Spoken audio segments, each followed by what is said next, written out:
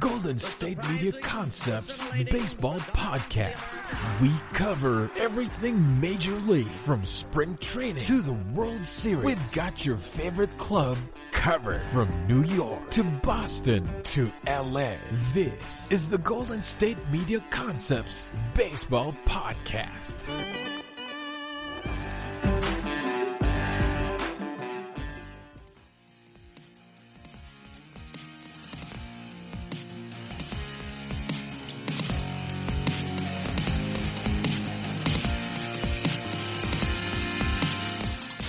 Welcome in to the GSMC Baseball Podcast. I'm your host, Lukas Moore.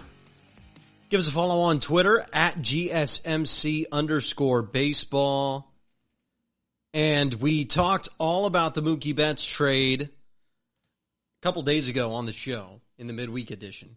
And now there are questions about if the trade will be completed, as it is not a certainty. It's a medical review thing.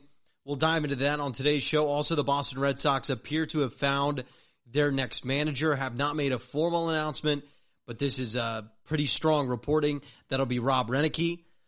We'll dive into that move as well. Kris Bryant, I'd like to talk about whether he's going to be traded or not. His name keeps being floated out there. I'll tell you why I don't think the Cubs should make that move until the midseason trade deadline. The Mets, they were trying to sell their baseball team. That deal fell through, although that's probably a minor story. There's a chance, maybe, that that is a major story for the health of sports moving forward into the future. We'll discuss that on today's show as well. So a lot of stuff to get into.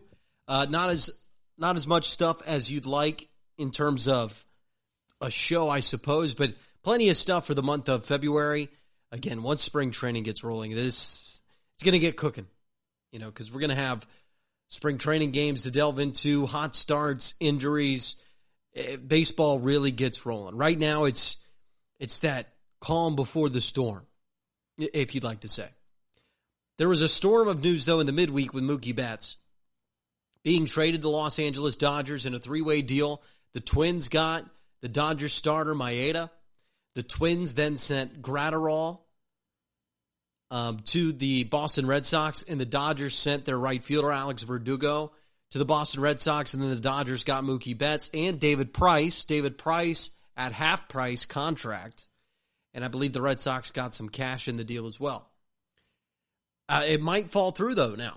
So whenever these trades are made, there's a 72-hour window after they're agreed upon where each team has an opportunity to do a medical review, and this medical review is led by the doctors of each of the teams, the trainers of each of the teams. And basically what they're ensuring is that the asset or the prospect that they're getting is as healthy as the other general manager said or as healthy as they thought they were. So where the snafu appears to be with this trade is with the high flame throwing pitcher Gratterall, who is considered to be a starter when the Red Sox acquired him. I've always seen Gratterall as a reliever. Those high-velocity guys, I love leaving in the bullpen because if you start throwing heavy innings, it can be damaging to the shoulder. I want those guys. I want my starters with control. I prefer starters to go deeper innings. And with it becoming more of a bullpen game, a relief pitcher can be a 2 to 3 inning guy and can provide real value for your baseball team. So I always saw Gratterall and thought that he would be a bullpen guy for the Red Sox. But apparently the Red Sox saw him as a starter, and now after the medical review, see him as a reliever, which to them changes the compensation for Mookie Betts. So we'll see if the deal gets done. The Dodgers might just need to send some cash their way, or maybe another prospect, maybe a low-end guy. The Twins might get involved. But it's crazy because this trade is affecting two other teams that are not the Dodgers and are not the Red Sox. It's affecting the Los Angeles Angels because now Jock Peterson's deal has been held up because the Dodgers, this is rumor, but I'm pretty sure the Dodgers don't want to let go of a power-hitting outfielder if they're not going to get Mookie Betts. And then it's affecting the Twins because they don't get Maeda unless this deal gets done, and they've already kind of made plans around having an extra starter. So it's a real holdup right now. And we mentioned that this was a Mexican standoff type of trade heading into the trade. But now it's a Mexican standoff in the clearing of the trade. If I had to guess, the deal is going to get done. If that were to be if I had to guess on this situation, gun to my head, I'd say yes, this deal is going to get done. Because it's already been done. You've already went through the PR mess, and now if you don't get the deal done, especially if you're the Boston Red Sox, who are the ones holding up the deal, if you're the Boston Red Sox, it's just going to look rough. You're going to look like you don't know what you're doing. You're going to look bad. It's going to be bad PR. Now, I'm sure Red Sox fans would be happy because you get Mookie Betts back. But then you ask the question is this the end of Mookie Betts being traded? Right? Does this open Mookie Betts back up to being traded elsewhere? Do the Dodgers have to redo the deal? Or does Mookie Betts stay a Red Sox for at least until the trade deadline or around there? So many possibilities. Now, is it possible, I've heard this, and this is certainly possible, that the Red Sox are using this medical review as an excuse to get Mookie back because they felt the impact from their season ticket holders, they felt the impact from their fan base and the media around Boston after trading Mookie Betts. You're getting a story out now that Mookie wanted to be a Red Sox. He loved Boston. He loved playing there, and he was honestly shocked that he ended up being traded. And the snafu there is the Red Sox offered him a $300 million deal. Mookie Betts wanted Mike Trout money, which is around $400 million. So that's a big discrepancy. A couple more years added to it as well. But if you look at wins above replacement in almost every other stat, Mookie Betts deserves Mike Trout money, especially from an organization as wealthy, as powerful, as influential as the Boston Red Sox. So a lot of details, a lot of stuff. But the bottom line is the deal should get done. And the Red Sox are maybe using this as an opportunity to get a few more assets, and they might get some cash. And the medical review is probably a little iffy. I just hope they're not using it as a window to try to escape this trade because you made the deal. I think it looks worse if you make a deal and then back out of it because then it really looks like you don't know what you're doing or you listen to the whims of the fans. And that's not what I expect from an organization that's won 4 World Series in the last 15 years. It's not what I expect. It's not rational, I think. You stick with the deal you made. You can make an argument if you're a real stat nerd that if Mookie Betts signs somewhere else than Los Angeles, that the Red Sox will for certain win this trade in terms of long-term economic value, wins above replacement value with Gratterall and with Verdugo than 1 year of Mookie Betts. And if you bring Mookie back in, are you going to re-sign him now? Now you just traded him. Is Mookie even going to want to stay in Boston? I think if you scratch this deal, you'll have to put Mookie Betts back on the market, and now you've announced to the whole world what the price tag is for Mookie Betts, and ain't nobody going over what the Dodgers and Twins were able to execute. Now, it's a fairly low price tag, but can anybody else match it? Will anybody else be willing to match it, knowing Mookie Betts won't come back for the season? And how about David Price being traded somewhere where I thought he was going to be really successful? He was probably excited for the move to Los Angeles, and now he might head back to Boston, a team that seemed to be on the outs on him, and now he knows that he's already been traded. That's certainly not going to help you either. So if I'm the Boston Red Sox, I get this deal done. No matter what it takes, it's just they got to get the deal done. Just for PR's sake. And I like that they made this move. I said I liked that they made this move in February. If I were the Dodgers, I'd have made him wait till the trade deadline. I think he would have maybe not even had to give up the cash or whatever. But the Dodgers, you got the deal done. You got a fairly good price for it. And it's a great trade. I just hope the Red Sox push it through. That's my hope on the issue. On the other side of the break, more Red Sox news. Rob Renicky, new manager of the Boston Red Sox, will discuss the hiring for the team at Fenway Park, what that means for their future, and whether I like the move or not. That comes on the other side of the break. You're listening to the GSMC, Golden State Media Concepts Baseball Podcast. This is your ultimate stop for everything sports. The Golden State Media Concepts Sports Podcast. Should I say more? From the NFL, MLB, the NBA to MMA, it's all in here. The Golden State Media Concepts Sports Podcast. Listen now.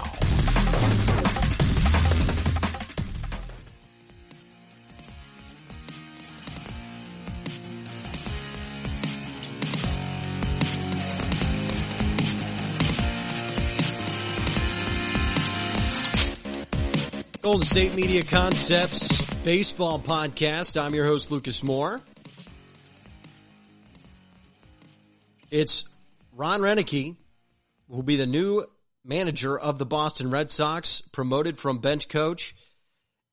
It's a conservative move for the Boston Red Sox to make this hiring. It's not a splashy hire. You're not sure who else you were going to bring in, maybe a Buck Showalter type, but it's a move that's safe. It's a move that Red Sox fans can't get angry at. You can't get excited for it either. And it's just conservative. And honestly, you can't blame the Boston Red Sox for being conservative here. You can't blame them for being conservative for Mookie Betts. You can't blame them for being conservative with their salary. You can't blame them for being cautious in all these ways. Right? And Red Sox fans are going to get angry at that and say, we're one of the wealthiest organizations in the world. We have one of the most dedicated fan bases, one of the most famous ballparks in a huge media market. We've made big deals. We can spend the money. Why are we not staying aggressive? Why are we being conservative? I don't understand this. Well, we don't know what on earth this punishment is going to be for the Boston Red Sox in the investigation. And let's just call this times of turmoil for the Boston Red Sox. Times of turmoil off the field and on the field. You just had Mookie Betts in right. You played a lot of big contracts after the 2018 World Series, and you finished third in your own division to a team that spent less money than you, and a team that will always be able to spend more money than you in the New York Yankees. And there's not anything the Red Sox did this offseason that makes you say, hey, they will make up ground in this division. So what if the Boston Red Sox weren't conservative this year? Right? What if they had kept Mookie Betts, paid him a bunch of money, kept David Price, thrown some money at some more guys, went into the competitive tax threshold? I don't think they would have won the division. I don't think there's any moves out there that would have made them win the division. So now you have another year of losing. Then you have the off-the-field issues hanging over your head. And honestly, if you're the other team, now you're losing more money. You're spending 50% extra on your salary when you don't need to, and when it's not working for competitiveness. That's called bad business. And I understand why fans get upset. I really do. Especially when already these guys have unbelievable amounts of wealth. Why on earth would they need to add to it? But the bottom line, baseball is a business. And it's bad business for the Red Sox not to want to win games. But it's bad business also to go out and try to overcompensate, try to win games when the opportunity isn't there, try to be aggressive when there's so much circling around the organization in a negative light. It's bad business. This is the time to sit back, sit on your asset, lower payroll, right? All these business terms, look towards the future. And in baseball, acquire future assets, hire a guy that's not going to make any splashy headlines in a negative way for the Red Sox, and just basically sit back, wait, and see what happens. See what happens near the trade deadline. See what happens in your division. See what happens around Major League Baseball.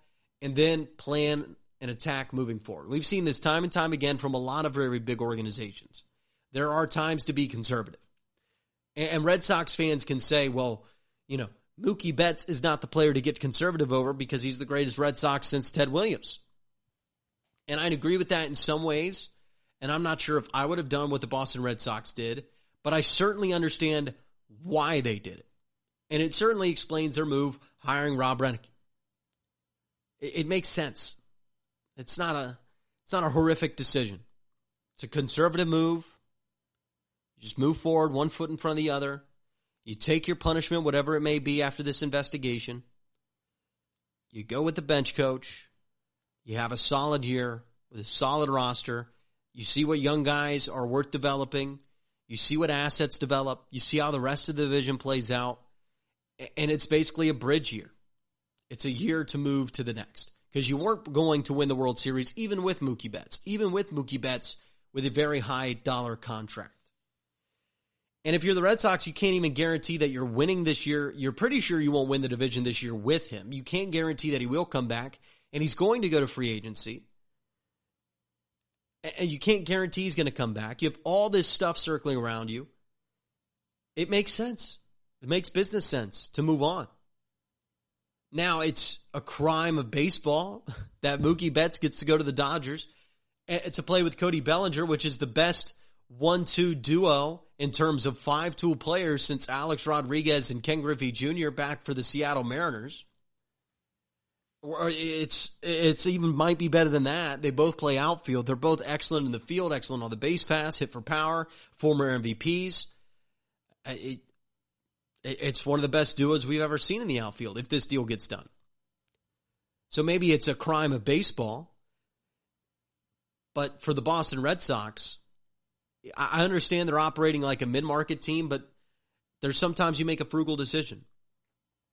And will they be regretting it for the next 3-4 years? Sure. I think Mookie Betts might win another NL MVP. I think Mookie Betts might be one of the most impactful players in baseball over the next 3-4 years. But in the 11th year of Mookie Betts' contract that he eventually gets, will the Boston Red Sox be regretting it? Not necessarily. I mean, it really depends on how they move forward. They could not regret it in 4 years if they make the right moves. We know that superstars don't determine baseball games. We know that superstar bats specifically don't help you win World Series every year. Sometimes they do. They are certainly helpful. They help you win a lot of games in the regular season. And my favorite theory of getting to the World Series, the only thing you can do as a front office, the only thing you can do as a team and a manager is to make the playoffs. Win your division, and you're a World Series contender. Win your division, go out and play the playoffs, and you never know what happens. And if you're a general manager or a manager in baseball, and I see you winning the division every year in a 162-game sport, I know you're one of the best that does it. It's a large enough sample size. Not a lot of variance possible. I know you're one of the best that does it if you're winning the division every single year. I know you're one of the best. Because the playoffs is so, it's just a crapshoot. It's hard to really, general managers, how are you going to really affect that? I mean, yes, you build a good bullpen, but if you're winning the division, you had a probably pretty good bullpen, probably pretty good starting rotation. And we've seen the Dodgers, in my opinion, be one of the best teams in baseball over the last 7-8 years, and they haven't won a World Series. So unlike football, where you have an entire week to game plan for one game, and I can't judge you on the playoffs, baseball, it's such a luck of the draw, such a roll of the dice. And we get the 162-game sample to see who really is the best. Because playoff baseball and regular season baseball, yes, the intensity is up, but it's pretty much the same game. It's not like basketball where all of a sudden the defense gets harder and the refs swallow their whistle. Strike zone's the same. Feet are 90 bases away. Stadiums are the same size. Playoff baseball, regular season baseball, the intensity is up in terms of the fans, in terms of the environment, in terms of the nerves. But it's fairly close to the same sport. Where that's not true in the NFL, it's not true in the NBA, it's not true in world soccer, because the intensity and speed of everything can pick up in terms of the actions on the field, the intensity of the defense, or the physicality of the defense. So baseball, if you're 162 games and you're doing a really good job and you're winning a division, I think you're pretty great. And I just think you need the right luck, the right circumstances, the right breaks to win a World Series. It's important to get there to the playoffs time and time again, and I'm sure there's some traits that certainly help in the postseason. But to me, it's more of a luck of the draw when you get to the playoffs. Win your division, see what happens. And if you're a super dominant team, you'll have an even better shot in the playoffs as normal. But again, we've seen super dominant teams not win in the postseason. Rob Renicky, will he be a manager of a Boston Red Sox playoff team? Remains to be seen. Could really be a one-year deal. I like it in terms of I don't mind conservativeness. I'm not even sure what else the Boston Red Sox could have done so late in the process. Solid decision. We'll see how it works out for them moving forward. We'll see if it's without Mookie Betts. Will the Cubs operate without Kris Bryant this year? We'll discuss that On the other side of the break, what will the Cubs do with the star third baseman? You're listening to the GSMC Baseball Podcast. Tired of searching the vast jungle of podcasts? Now listen close and hear this out. There's a podcast network that covers just about everything that you've been searching. Hey! The Golden State Media Concepts Podcast Network is here. Nothing less than a podcast bliss with endless hours of podcast coverage. From news, sports, music, fashion, cooking, entertainment, fantasy, football, and so much more. So stop lurking around and go straight out to the Golden State Media Concepts Podcast Network. Guaranteed to fill that podcast itch. Whatever it may be. Visit us at www.gsmcpodcast.com. Follow us on Facebook and Twitter, and download us on iTunes, SoundCloud, and Google Play.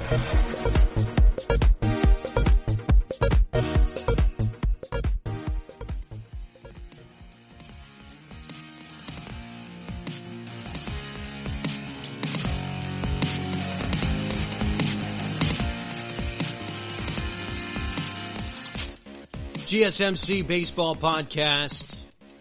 I'm your host, Lukas Moore. Big welcome back into the show. We're going to assume Mookie Betts is traded. That might not happen. There's a chance that it gets pulled because of medical review, and then that would be a story for another day, a headline for another day. We discussed the ins and outs of it at the beginning of the show. So let's assume he's gone. That shifts our attention to another superstar who could be on his way out.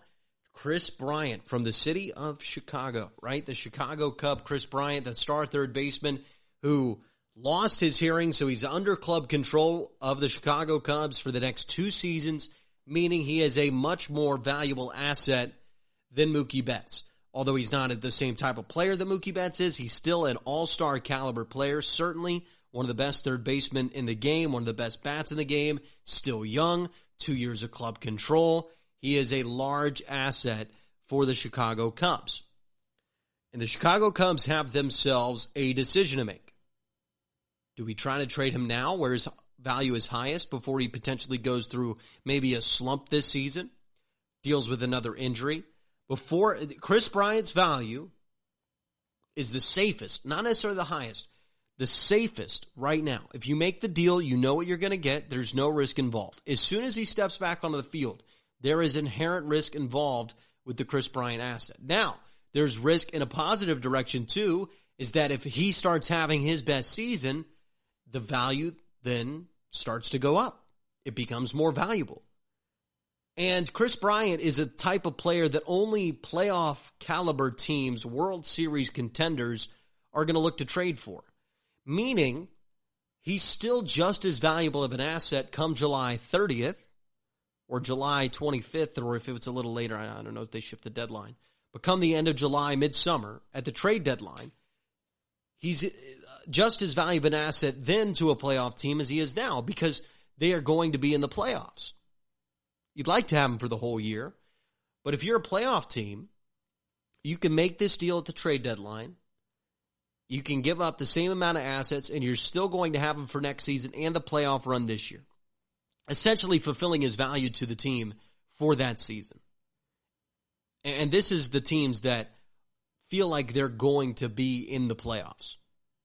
Kris Bryant. Now, Philadelphia might be one of those teams, but we got to see how they approach the season.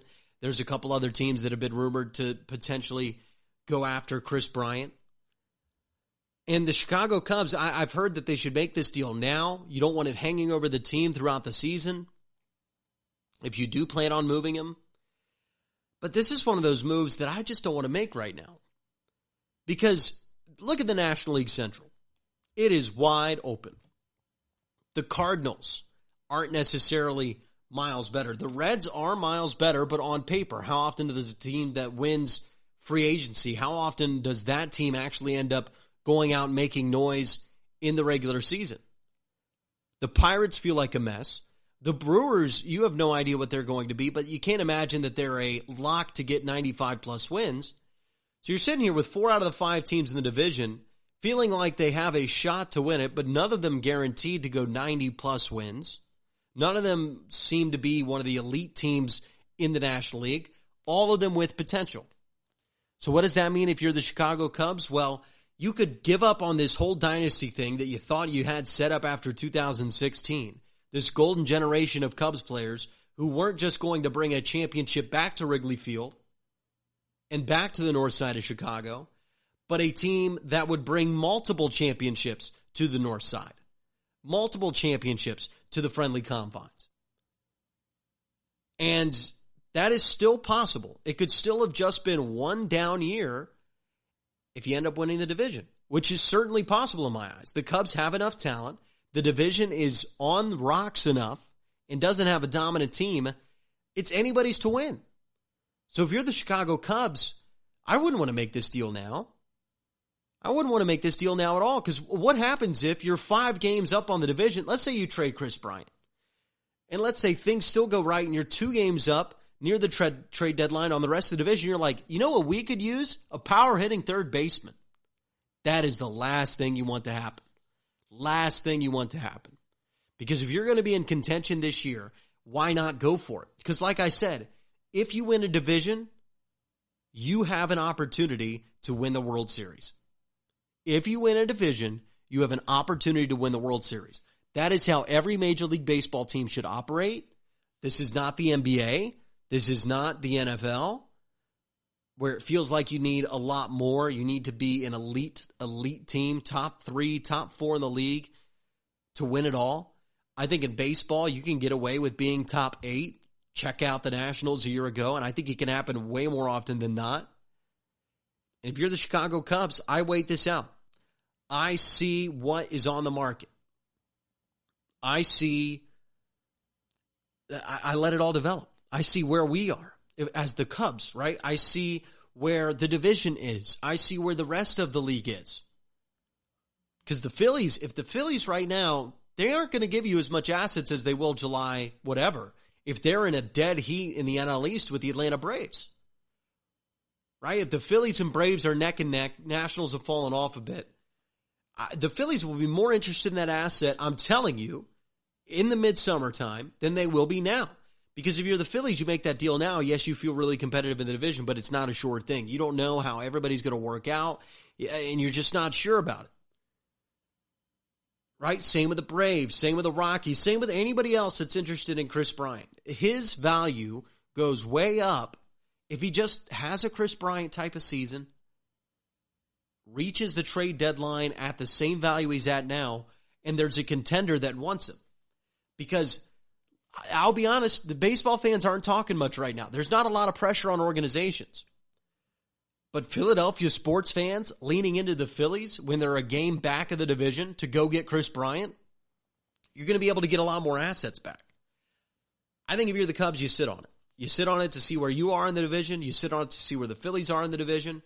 And I don't want to hear all this, well, it's going to mess up the locker room like when the McCutchen trade rumors started. Yeah, maybe, but these guys got to be professionals. And if they can't handle a little bit of trade rumors, then they weren't meant to be champions anyway, and you're going to trade them anyway. Right? See if they can overcome the adversity, see if they can stick together as a group, see if the talent is there, see if they can bounce back. I don't think they will. I think that this is an asset they'll move at the deadline. But if I'm in the Cubs front office, I think I'm borderline crazy if I trade Kris Bryant right now, because the division's so wide open. Anything can happen in this division specifically. I mean, go division through division in baseball, you can pretty much lock in a champion. AL East, you can lock in the New York Yankees. Now, the Rays feel like they have a shot, but it is fairly certain it's going to be the New York Yankees. All right, the AL Central, a little more up for grabs, but the Twins feel like good favorites there. It's a little more up for grabs. AL West, I think it's the Houston Astros. Now, all this controversy might make the rest of the division feel like they have a better opportunity at it, but I think it's the Houston Astros. I just don't think anybody else in the division is close to figuring it out. NL East, the Braves, the Phillies, the Nationals have a firm grip on the division. But to me, it's the Braves, but the Phillies can make an argument and the Nationals can make an argument. The NL West, it's certainly the Dodgers. None of those divisions are like the NL Central, where it's 1 through 4 projections from 75 to 90 wins, and literally anything can happen. And none of them are like the National League Central. And the Cubs, who might be the third or fourth best team in the division, could certainly win it, certainly feel like they could win it. And I think this is the only division in baseball in which you can certainly say that as the third or fourth best team in the division. On paper. It's the only division you can say that in. And you're going to go trade your star player? I just don't think that's good business if you're the Chicago Cubs. Hold on to Kris Bryant, see what happens, get to the deadline. The assets will be more valuable or just as valuable at the deadline. You might be able to even get more out of Kris Bryant because a team gets desperate, a team has pressure put on them by their fan base. The only risk you run there is Kris Bryant injury or Kris Bryant not having a good first half of the season, which I think you bite that bullet and you take that risk, especially because he has 2 years of control. And somebody would still take an opportunity to take a shot for some assets. You might lose a little value, but you're still going to get something back for Kris Bryant at the deadline if this is the worst case scenario for Chicago. So hold on to him. Patience. Exercise patience. Very important, I think. And you never know. Cubs could be 3 games up on the division by the time trade deadline comes around, and they'll hold on to Kris Bryant this season, see if they can get a contract done in the offseason. If they can't, then you trade him then. Yes, you lose a little value, but you get to hang a division championship banner. You get to go compete in the playoffs, and that's a much better business proposition if you're the Cubs or if you're any baseball team than trading one of your best players when you still have 2 years of club control. The Mets tried to sell the team. It fell through. It's a small story in my eyes. You know, the sale of teams could matter, could not matter. But I'll tell you what it could mean for sports at large on the other side of the break. This is the GSMC Baseball Podcast. Want to know the latest in soccer? Then listen to the Golden State Media Concepts Soccer Podcast. From MLS, the World Cup, and the Premier League, we've got you covered. The latest updates, the hottest matches, and news on the league's top players. It's the Golden State Media Concepts Soccer Podcast. David Beckham scores the goal to take England all the way to the World Cup finals. Listen now.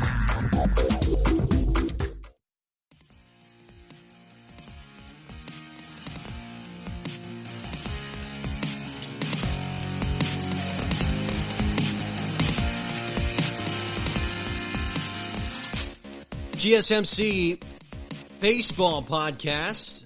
I'm your host, Lukas Moore. Final segment of the show. Mets tried to sell the team, could not get it done. And before we dive into that, follow us on Twitter at GSMC_baseball. Understand that these are shorter shows. Don't worry, they'll get long pretty shortly. As soon as March and spring training, well, end of February is when spring training rolls around. We'll start to do division by division, team by team breakdowns and previews. We'll dive all into Major League Baseball and what it is and what it could be for the 2020 season. So a lot of really long, interesting episodes coming your way. In terms of the New York Mets, though, try to sell the team, fell through, deal doesn't get done. It's a business story more than a baseball story in my eyes. And sure, it could have affected the way the Mets operate their business. And it's kind of boring to get into. I'll be honest about it. You know, the sell of a team, it's money that we wouldn't really understand unless you're a billionaire out there, which if you are listening to the show, you know, I'm Lukas Moore. Hello. How are you doing? I'd like to get to know you. You know, I help you with your funds or something. I'll take a little bit of money. But most people just don't really understand it or grasp it or care about it, right? The sale of a team. Now, there's been some influential sales of teams and bad owners. But a thing to watch out for, not just with baseball, but sports in general, is what has driven the popularity of sports is obviously television viewership, but the money that's invested into it has been a huge part of the value of sports. And there is by no means any realistic sign of this coming down shortly. Teams' values continue to skyrise, continue to be $4 billion, $5 billion in some cases. A lot of teams getting close to $1 billion in value. The MLS teams are even super value. Here in the United States, sports teams are valuable. They're a good investment, always have been. You always get money back on your investment once you sell it. The thing, however, to watch out for, which could shakes sports in a way. Because if those that can buy and sell teams in the country have less of an interest in doing so, one, sports could get stagnant. One, they could have less investment put into it. It could harm it in some ways, and could eventually be the downfall of some leagues and some teams, and really shake up the sports landscape. Sports feels pretty impenetrable right now. It feels like it's something that will last forever. But what we learn about the world is that nothing seems to really last forever in this world, and especially throughout history. So there's things to watch out for. There's things to maybe pay attention to. And I'm not saying any of this is going to happen, but if it becomes difficult for owners to start selling their teams at prices they think they should be valued at, if baseball teams and football teams and basketball teams start to become hard assets to sell, they will become less valuable assets. Less money will be pumped into said assets, which harms the product. Harms the product in stadium, harms the product on the field, harms everything in sports. You want the money to be poured into it. Money helps sports. Money helps any industry, any business. You want investors. You want people who can line the pockets of those that are working in it to make the fan experience better, to make the experience better for all involved. Money is important in sports. So it's important to watch these deals and to make sure that the value of these teams, as determined by Forbes, as determined by any of these entities, it's important to watch that the value of these teams doesn't become more than what people are willing to pay for them. Because if people aren't willing to pay for sports teams anymore, it's really going to change the math in terms of all these owners and why they have their team, what the value is at. Again, now, next 5, next 10 years, there's no reason to think that the value of sports teams will go down or that people will stop spending money in sports. But it's a small problem that we should watch out for, right? The value of a sports franchise. You have to be able to sell your asset, right? You can buy a house. You have to be able to sell it. That's what makes an asset valuable. If you can't sell it, then it doesn't have a price, right? You can say, "Oh, this painting is worth $4 million." Well, yeah, ain't nobody going to buy it. So it's worth nothing. If you can't sell it, nobody's buying it. It has zero value, right? You can value it all you want, but if nobody's buying it, it has no value. So it's important to watch for sports teams that when they try to sell their teams, the deals get done, and they get done for more money than which they bought the team for, added with inflation. If that continues to happen, sports continues to grow. If it starts to become difficult to sell teams and people feel like they're losing value on the investment, then that's a real conversation, a real worry point for sports as a whole and everybody who likes to pay attention to sports. It's an important topic to watch out for. It's an important topic to pay attention to. So small little warning, small little flare. Probably not anything, probably not a story to worry about. Not saying at all it's something that's starting to happen in sports. But if there is one thing that could take down sports in any sort of way, it's the owners deciding that their assets aren't as valuable as they're being told it is. That's going to wrap it up for us.